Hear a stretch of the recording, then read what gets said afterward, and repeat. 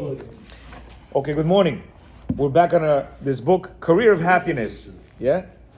Yesterday we started this book, and it was telling us about the 10 commandments of marriage. Yeah? We have 10 commandments of what to do, what not to do. So here we started 10 commandments of marriage. Yesterday was number 1, be realistic, which means what? Realistic, right? People think, oh, I'm going to marry a woman right now. She's going to cook for me this, that. You come and she doesn't cook. She doesn't know anything. Like one of our friends here, he calls me yesterday. I'm coming from work. He's like, yo, some guy said, posted on Facebook, said, marry Bukhari. I married Bukharian. First thing she gives me is a turkey sandwich. I'm like, turkey sandwich? I come from work, turkey sandwich. Next time I go, peanut butter jelly. I'm like, yo, what's with the peanut butter jelly? I said, don't worry, tomorrow I'm going to make you a grilled cheese sandwich. Don't worry. He's like, what is going on over here, yeah? He says, be realistic, meaning when you get married, don't look at this, your life is going to be all la la la, pee pee pee, it's going to be this whole fancy, yeah? Be realistic, yeah? So we continue on this realistic part. He says parallel to that is marriage, and therefore in marriage you must be realistic. How? Do not expect that it will always be smiles or joy. He says when the Khatan looks at his Kala, he imagines a lifetime of emotions that he is experiencing now, right? The Kala perhaps also realize that you are marrying a human being who has certain important elements and greatness in him or her, as everyone has. But you must expect ordinary characteristics too. You must expect that in certain aspects, he will be quite commonplace, nothing glamorous. Meaning sometimes you'll be, it's not going to be all takoy. Sometimes it's going to be a very low-key, regular person. You must live with the person every day. So even if at first you had a certain admiration, the superficial expectations fly out the window as soon as the person gets married. Meaning, a lot of times we think, oh, my wife is like this, my husband like this.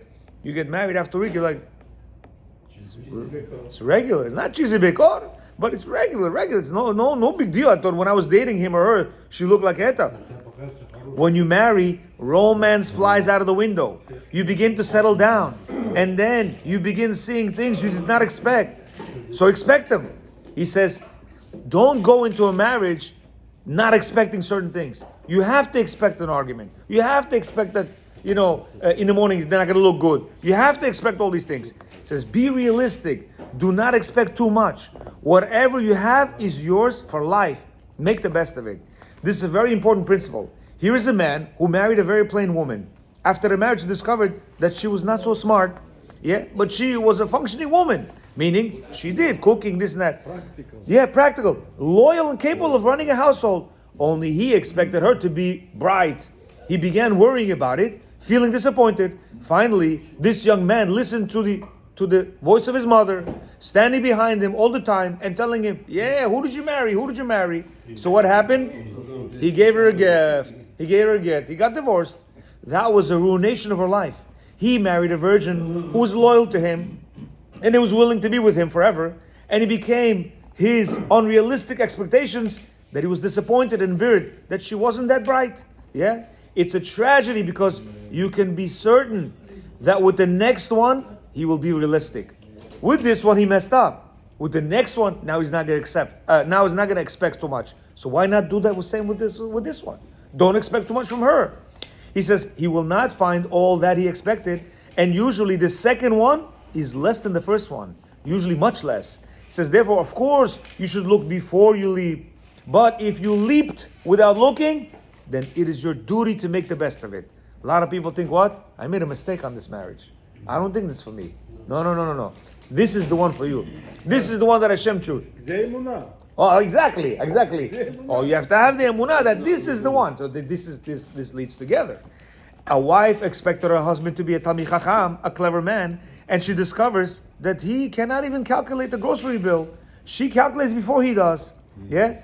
She looks like he's a blunderer, always mixing things up.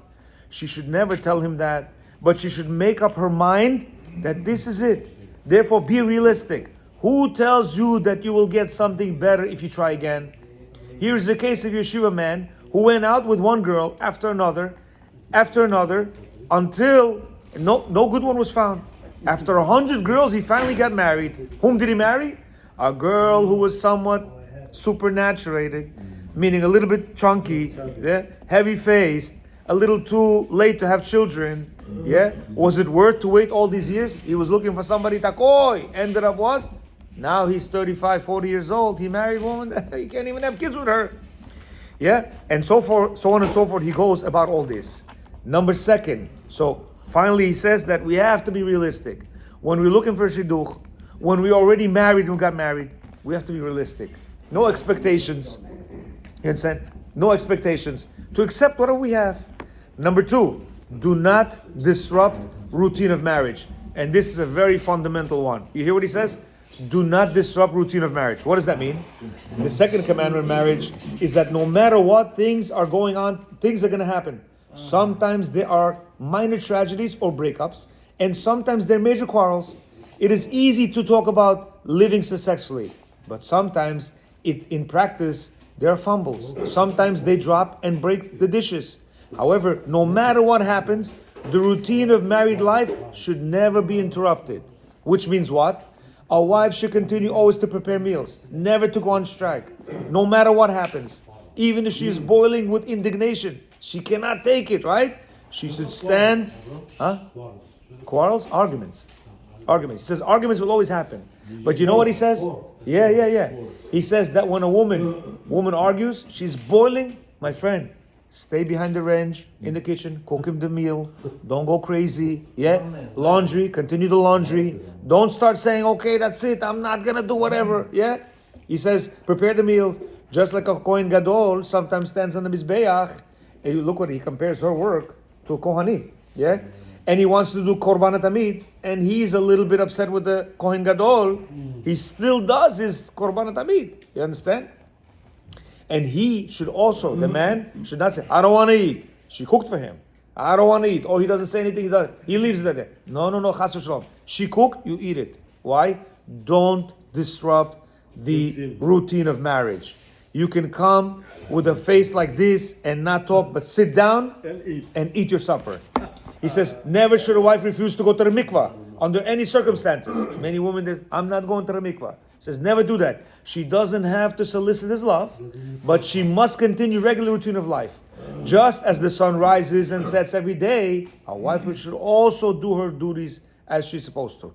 She should never go on strike. That means war, which means ruination. If she doesn't go to the mikvah, that's war. Yeah? How many breakups have occurred because of this foolish step? A husband should never refuse because of the peeve to give money to his wife. This week I'm not giving you anything. No. Give the money. She needs, she's asking you, give the money. Are you angry at her? Huh? No. What, he's not. Oh, no mikvah, no honey, you're saying? So that's why he's saying, you know what? He's saying, no. Even if she says no mikvah, you give her the money. Don't step into her shoes. Don't step into each other's negative shoes. You gotta do what it has to be. Of course not. Yeah, and that's why you have to give an example. Finally, he says, never should a man leave home, not even for a single night. He might run to the airport. Let him stay in the airport and think, should I go to Miami or should I not go to Miami? He says, come back. And when she asks you, where were you, honey? Or she's not gonna say honey, but she's gonna, Jete wheel. Don't say I was in the airport thinking of leaving you and going to Miami. Yeah, says don't say that. Say, listen, I had to think of some things. Never should a man become so insane that he should drive his out of the house, drive his wife out of the house, go to your mom's house. Says don't do that. Don't do that because it's her house too. Says a man did that, and there was a case in our shul. He flew into a rage, drove his wife out that night. He says, go to your mother. When she came to the mother's house, the parents got very upset. And this created a very big problem, and they ended up getting divorced. Okay, so that was number two. Number two, do not disturb the routine of marriage, right? First, be realistic. Second, do not disturb the routine of marriage. Third one, he says, make peace. The third of the 10 commandments of marriage is to make peace as soon as possible. Do not let a quarrel continue for long. And this is one of the biggest problems that many husbands and wives have. Why? It's a small deal. And what happens is she puts a face, he puts a face, and then like, you know what? She puts a face, whatever. I'm also going to put a face. And that, he says, goes on. The beginning of Rel is like an opening, like a dike of water. You know, when you open up a little water goes. Finally, it starts to go out of control. Why? Water needs a little hole. Yeah. Once that little hole is found, it can go. Same thing, he says. He says it wears out and becomes a wide effect. It will take longer and more difficult to mend the subsequently. He says if they let it go longer, now already how do you mend these things? 2 weeks already not talking. How you become friends? As soon as possible, even it means going beyond what the other party is entitled to.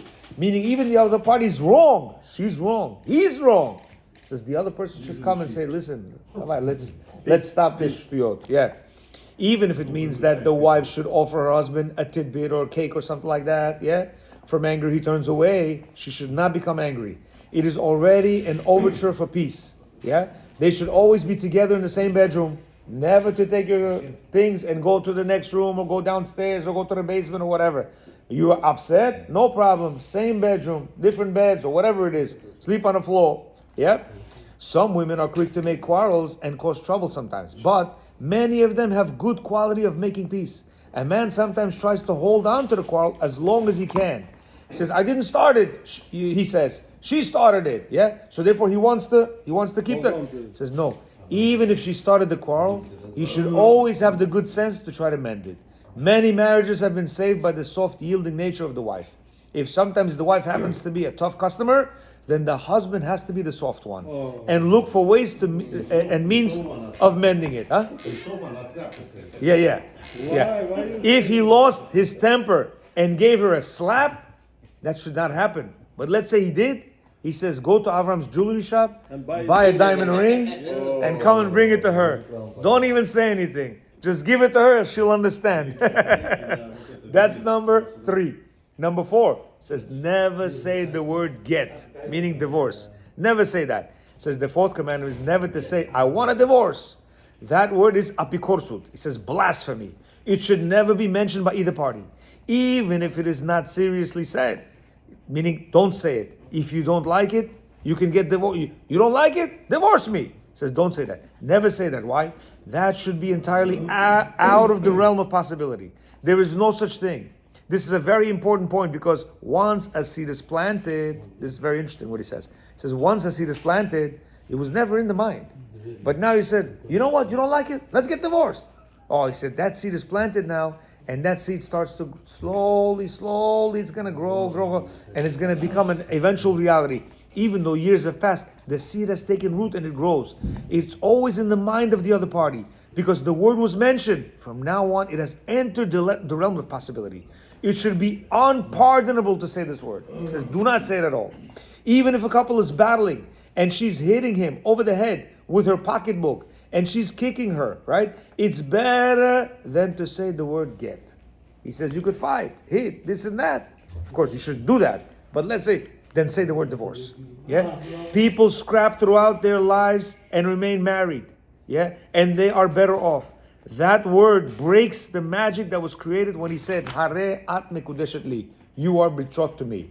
It was intended forever, and now it has become conditional unless he decides to give her a get. Therefore, that word should not exist in the lexicon of married couples.